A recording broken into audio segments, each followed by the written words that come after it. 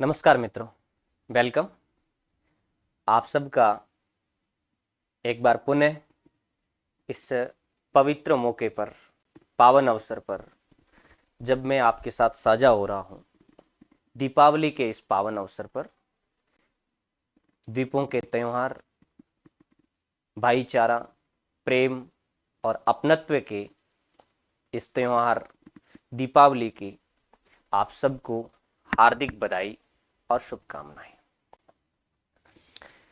खैर एक दिमाग में विचार आया कि इस पवित्र दिन पर हम अपने परिवार से, एनके ज्योग्राफी पॉइंट का परिवार और बहुत सारे मिलने वाले लोग जो प्रत्यक्ष नहीं मिल पाते, लेकिन इस सोशल मीडिया के इस प्लेटफॉर्म के माध्यम से हम एक दूसरे के साथ विचार साझा करते हैं। इस माध्यम से ही सही, लेकिन मैं आपसे मिल पाऊँ।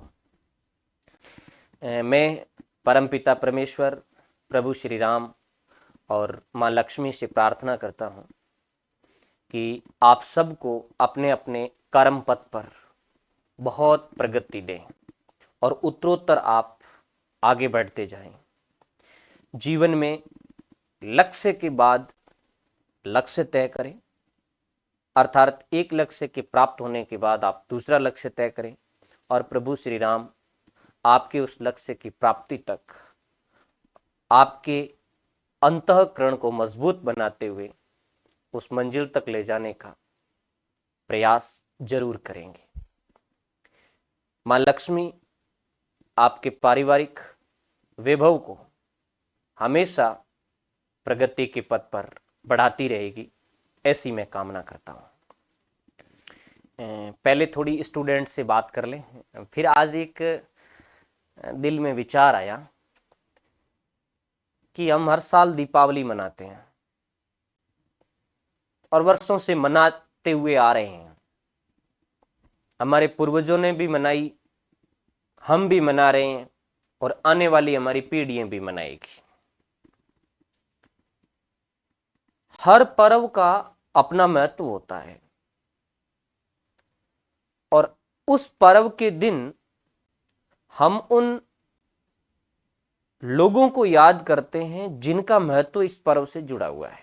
हम प्रभु श्री राम को याद करते हैं, हम 14 साल के उस वनवास को याद करते हैं और भगवान श्री राम के गृह आगमन की उस कहानी को हम याद करते हैं और हम पूरे मनोयोग के साथ, बड़े प्रेम के साथ इस त्योहार को मनाते हैं। लेकिन जहां तक मैं समझता हूं, शिक्षा जगत का एक छोटा सा प्राणी हूं और यूं समझें कि मैं एक विद्यार्थी भी हूं। मैं ये समझता हूं कि हर पर्व पर केवल उन कहानियों को याद करने के बजाय उन कहानियों से मिलने वाली प्रेरणा को हम हमारे जीवन में कहां तक ढाल पाते हैं, इस पर भी विचार करना चाहिए। क्योंकि मानव यानी हम सब लोग, परम पिता परमेश्वर ने, परम शक्ति ने दुनिया का सबसे बुद्धिमान प्राणी मानव को बनाया है और हम सब बुद्धिमान हैं। तो हमारे अंदर सोचने की, विचारने की क्षमता है, तो हम विचार करें कि इस दिन का हमारे लिए क्या महत्व है, मानव समाज के लिए क्या महत्व है।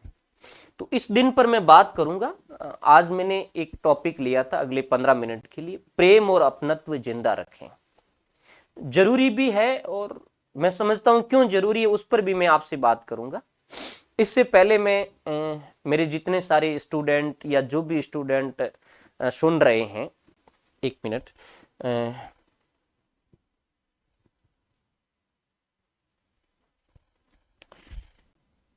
जितने सारे लोग सुन रहे हैं या दीपावली के बाद भी सुनेंगे, उन सब स्टूडेंटों को मैं कहना चाहता हूं कि इस नए पावन दिन पर एक संकल्प अपने कर्म और अपने धर्म से संबंधित जरूर लें।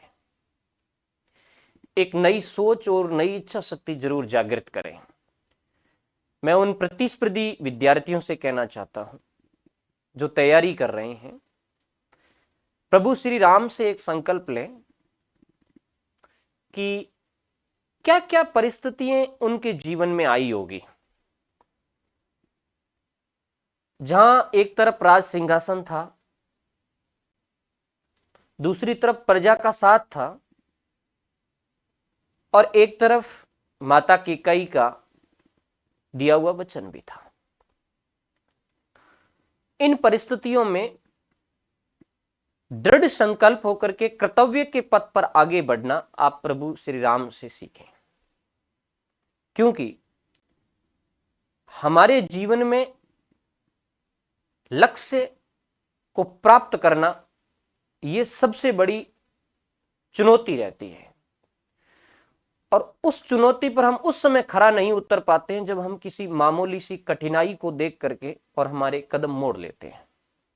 तो आज आप प्रभु श्री राम से, उनके जीवन से, उनके जीवन चरित्र से यह शिक्षा जरूर लें कि जीवन में चाहे कितनी भी कठिनाई आएगी, चाहे मैं एक एग्जाम असफल हो जाऊं, 2 हो जाऊं, 4 हो जाऊं, लेकिन जिस क्षेत्र के अंदर मैं आया हूं, एकेडमी के क्षेत्र में मैं आया हूं, मैं सफल जरूर होकर के वापस धरातल पे जाऊंगा। ये तो लेना है विद्यार्थियों को संदेश। और जो मित्र साथी अपने उद्यम में लगे हुए हैं या किसी और पैसे में लगे हुए हैं, जीवन में हर मोड़ पे कठिनाइयां आती है और भयानक आती है,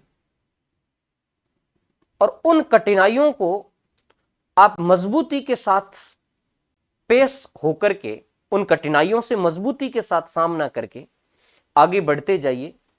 प्रभु श्री राम 14 साल बाद वनवास से लौटे, सकुशल लौटे और अनैतिक कृत्यों पर विजय करके लौटे। यह होता है कठिनाइयों से लड़कर के दृढ़ संकल्प के साथ आगे बढ़ना। तो आप चाहे किसी भी क्षेत्र में हो, चाहे उद्यम कर रहे हो या किसी प्रोजेक्ट पर काम कर रहे हैं आप, कोई भी प्रॉब्लम आपके जीवन में आए, प्रभु श्री राम को याद कर लेना, आज के संदेश को याद कर लेना कि मुझे जीवन में आगे जाना है। मैं हमेशा कहता हूं कि यह जीवन एक ही बार मिलता है, जहां तक मैं मानता हूं या अध्यात्म मानता है, या हो सकता है बार बार मिलेगा, लेकिन तुम्हें यह पता नहीं होगा कि पिछले जन्म में मेरा क्या रिकॉर्ड रहा, मैं कहां था। तो मैं कहता हूं कि यह जीवन एक बार आपको मिलता है। इस जीवन में जितने खेल आपको खेलने हैं उतने खेल लीजिए, और कोई एक खेल ऐसा होगा जो तुम्हें बहुत ऊंची मंजिल तक ले जाएगा। उस खेल के तुम अच्छे खिलाड़ी बन जाओगे तो दुनिया वर्षों तक तुम्हें तो और तुम्हारे खेल को याद रखेगी। इसलिए आज से यह विश्वास बना लें कि यह जिंदगी दोबारा मिलने वाली नहीं है। जितने खेल कठिनाइयों से लड़ने के खेल हो, संघर्ष करके आगे बढ़ने के खेल हो, अधिक से अधिक सफलता प्राप्त करने के खेल हो, उन सब को हम खेलें और उनमें सफल हो।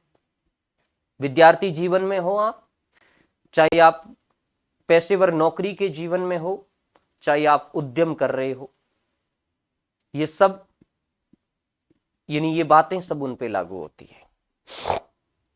अब हम दूसरी बात पर विचार करें, जो मैंने एक टॉपिक लिया था, सामान्य टॉपिक। मैंने आपसे पहली बार बात की थी, अभी बात की थी कि हम हर साल दीपावली मनाते आ रहे हैं, हमारे पूर्वज भी मनाते आ रहे थे। हाँ, बेचारे उनके पास सोशल मीडिया नहीं था, वो सोशल मीडिया पर फूल के जरिए हाथ जोड़ करके बधाई नहीं दे सकते थे, और बाहरी रूप से एक मुखौटा उनके ऊपर प्रेम और अपनत्व और भाईचारे का नहीं था। उनका प्रेम भाईचारा दिल के अंदर बसा हुआ था, क्योंकि वो एक स्वार्थ की दुनिया से बहुत ऊपर उठे हुए लोग थे। मुझे ये बात इसलिए करनी पड़ी कि आज के जीवन का जो परिदृश्य है, मानव समाज का, पूरे विश्व का जो परिदृश्य है, वो परिदृश्य कहीं न कहीं हमारे उन चारित्रिक मूल्यों, उन नैतिक मूल्यों, उन सांस्कृतिक मूल्यों पर खरा नहीं बैठ रहा है। और उसके जिम्मेदार हम सब लोग हैं, मैं भी हूं और आप भी हैं।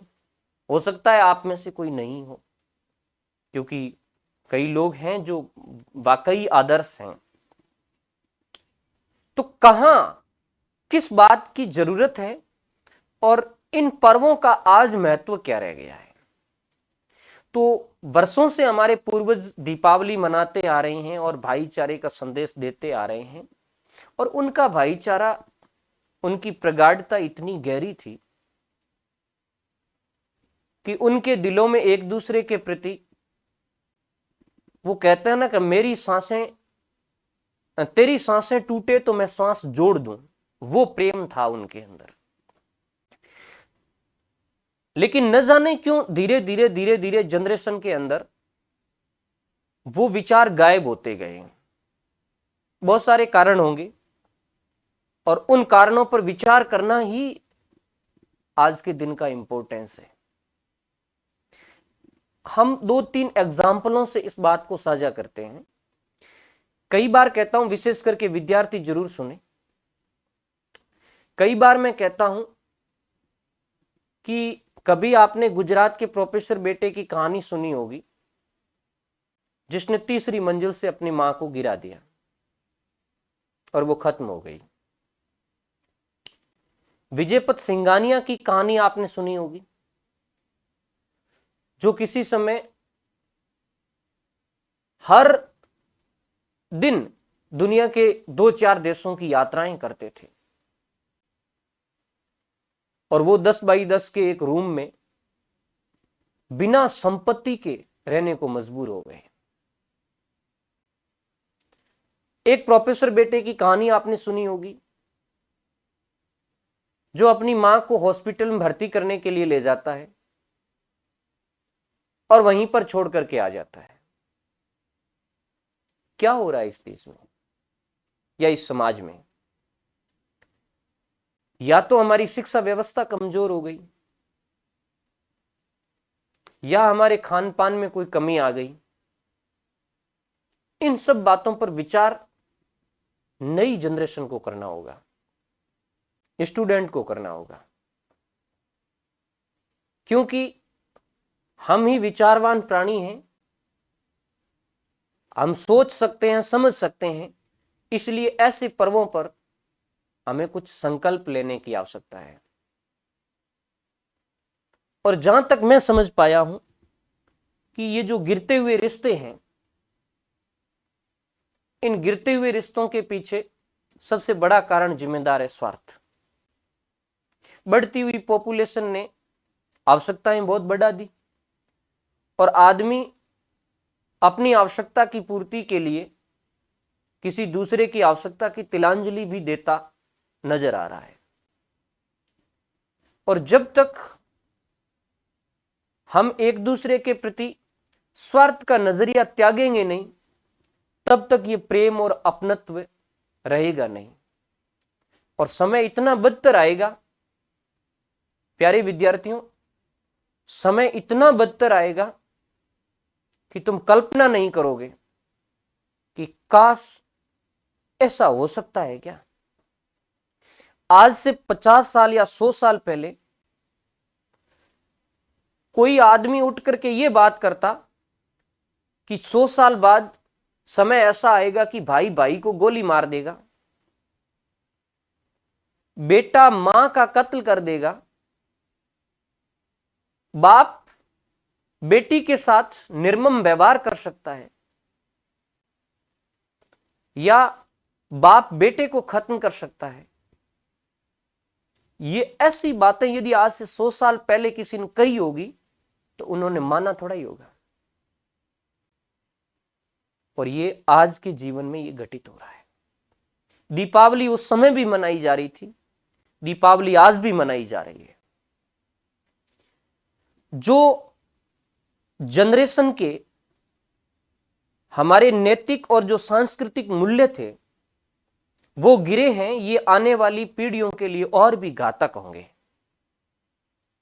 जो समाज जो संस्कृति हमारे पूर्वजों ने हमें दी है, हम हमारी आगे आने वाली पीढ़ियों को क्या दे पा रहे हैं, इस बात पर विचार करना बहुत जरूरी है। और यदि हमें सुसंस्कृत और अच्छी पीढ़ी हमारे पूर्वजों ने दी है और हम हमारी आने वाली पीढ़ियों को एक घृणित जर्जर पीढ़ी दे पा रहे हैं, घृणित और जर्जर संस्कृति दे पा रहे हैं, जहां नफरत और स्वार्थ के बड़े बड़े वृक्ष हम पनपा रहे हैं, तो आने वाली पीढ़ियां आपको कोसेगी। और मैं कल्पना नहीं कर सकता, इससे भी बदतर कृत्य इस समाज के अंदर होंगे। इसलिए प्यारे विद्यार्थियों, प्यारे मित्रों, चाहे आप ये संदेश दीपावली के दिन सुन पा रहे हैं या दीपावली के बाद आप जब भी ये संदेश सुन पा रहे हैं, एक संकल्प प्रभु श्री राम को साक्षी मान करके जरूर लेना है। यह संकल्प किसी एक व्यक्ति से साकार नहीं हो सकता। मेरे एक के संकल्प लेने से ये पूरे समाज के अंदर प्रेम और अपनत्व का भाव पैदा नहीं हो सकता। हर व्यक्ति के दिल दिमाग में जब ये भाव आएगा, और इस भाव के लिए सबसे बड़ी जिम्मेदारी है स्वार्थ को त्यागना, और स्वार्थ एक व्यक्ति के त्यागने से शांति नहीं हो सकती। जब मैं स्वार्थ त्याग देता हूं लेकिन किसी व्यक्ति के साथ मेरा विचार नहीं मिल रहा है, वो सिर्फ इसलिए कि अगले वाला भी अपने स्वार्थ को त्याग नहीं रहा है, तब तक दोनों ओर से स्वार्थ को दूर नहीं किया जाएगा, तब तक अपनत्व का भाव पैदा नहीं होगा। तो हम प्रभु श्री राम को साक्षी मान करके आज ये प्रण लेते हैं या लीजिए कि मैं मेरे जीवन में कुछ बदलाव जरूर करूंगा। मैं मेरे जीवन में प्रेम और अपनत्व को बीज को जिंदा रखूंगा। ऐसा नहीं है कि हर आदमी स्वार्थी बन गया है, और ऐसा नहीं है कि आदमी स्वार्थी ही होते हैं।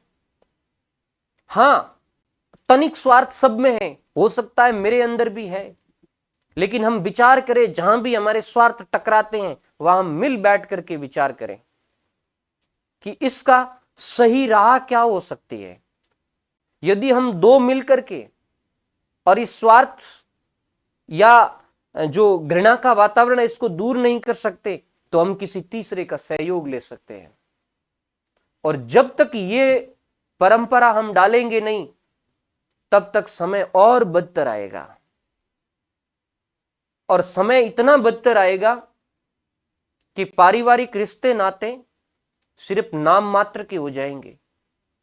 मां आपको केवल जन्म देने वाला प्राणी तक रहेगी, पिता आपको केवल पालने पोषने तक वाला प्राणी रहेगा, और भाई से आपका रिश्ता खत्म हो जाएगा। भाभी से रिश्ता आज भी खत्म हो गया है, और आने वाले समय में यह रिश्ता रहेगा तक नहीं। तो हम कैसी पीढ़ी तैयार कर रहे हैं, हम आगे वाली पीढ़ी को क्या संस्कृति दे रहे हैं, इस पर हमें विचार करना जरूरी है। हो सकता है बहुत से लोग मेरे विचार से सहमत नहीं होंगे, लेकिन वॉल्टेयर ने कहा है कि मुझे मेरे विचार अभिव्यक्त करने की आजादी है। और मेरा यह विचार सुन करके यदि कोई मेरा स्टूडेंट या और कोई सुनने वाले लोग जीवन में थोड़ा बहुत परिवर्तन लाते हैं, तो हम सब के लिए ये दीपावली एक सार्थक त्योहार होगी, और प्रभु श्री राम को हम सच्चे दिल से याद करने वाले प्राणी माने जाएंगे। हर दिल के अंदर जब राम बसता है मतलब प्रेम है, प्रेम है मतलब तुम्हारे दिलों में राम है। एक आज मैं मेरे स्टूडेंटों से यह कहना चाहूंगा कि हमेशा जीवन में, मैं कॉलेज में कहता हूं कि आपको छोटे छोटे बदलाव करने चाहिए, और छोटे छोटे बदलाव से बहुत बड़ा बदलाव आपकी जिंदगी में आता है।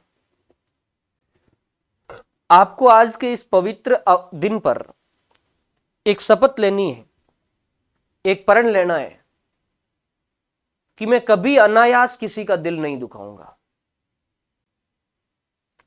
जानबूझ करके, अनायास तो हो सकता है, मैं जानबूझ करके कभी किसी का दिल नहीं दुखाऊंगा।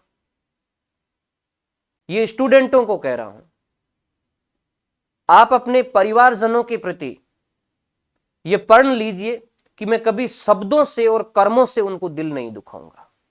यानी मेरे कोई कर्म ऐसे नहीं होंगे और मेरे कोई शब्द मां के प्रति, भाई के प्रति, पिता के प्रति, बहन के प्रति ऐसे नहीं निकलेंगे जिससे उनका दिल दुखे।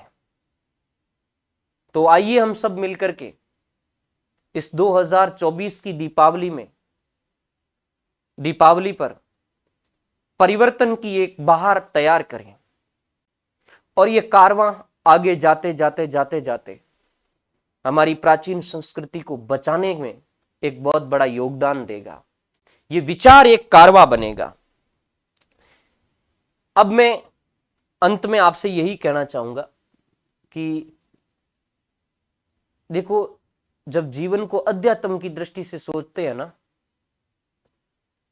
जीवन को सोचने के कई नजरिए हैं। यदि अध्यात्म की दृष्टि से सोचें तो इस पृथ्वी पर हम केवल मात्र अतिथि हैं। और कभी कभी, जहां तक मैं समझता हूं, कभी कभी सोच लेना चाहिए, हमें अध्यात्म की दृष्टि से सोच लेना चाहिए। जिस घर को लेकर के, जिस संपत्ति को लेकर के, जिन रिश्तों को लेकर के हम लड़ रहे हैं, हम घृणा का वातावरण तैयार कर रहे हैं, अध्यात्म कहता है कि वो तेरा नहीं है, वो तेरा नहीं है। तू महज कुछ दिन के लिए उन रिश्तों का स्वामी बना बैठा है, उस संपत्ति का स्वामी बना बैठा है। एक दिन वो रिश्ते और वो संपत्ति तुझे रोक नहीं पाएगी, तुझे जाना है। इसलिए मैं कहता हूं कि जाना सबको है, मेरे को भी एक दिन जाना है, आप सबको जाना है। लेकिन हम छोड़ करके क्या जा रहे हैं, इस बात पर प्रश्न विचार सबको कर लेना चाहिए कि हम जाने के बाद क्या छोड़ करके जाएंगे। मैं कभी कभार कहता हूं कि रॉबिन शर्मा ने किताब लिखी the monk who sold his Ferrari. उसमें उसने लिखा कि कौन रोएगा आपकी मृत्यु पर। मैं एग्जांपल देता हूं हमेशा, कौन रोएगा आपकी मृत्यु पर। देखो, आप कितने ही बड़े इंसान हैं, हो सकता है बहुत सारे बिजनेसमैन भी इस वीडियो को सुने, स्टूडेंट भी सुने, बड़े बड़े लोग भी सुने, लेकिन आप एक बात पर विचार जरूर करें कि काश दुनिया में मैं बहुत धन दौलत सब कुछ कमा लूंगा,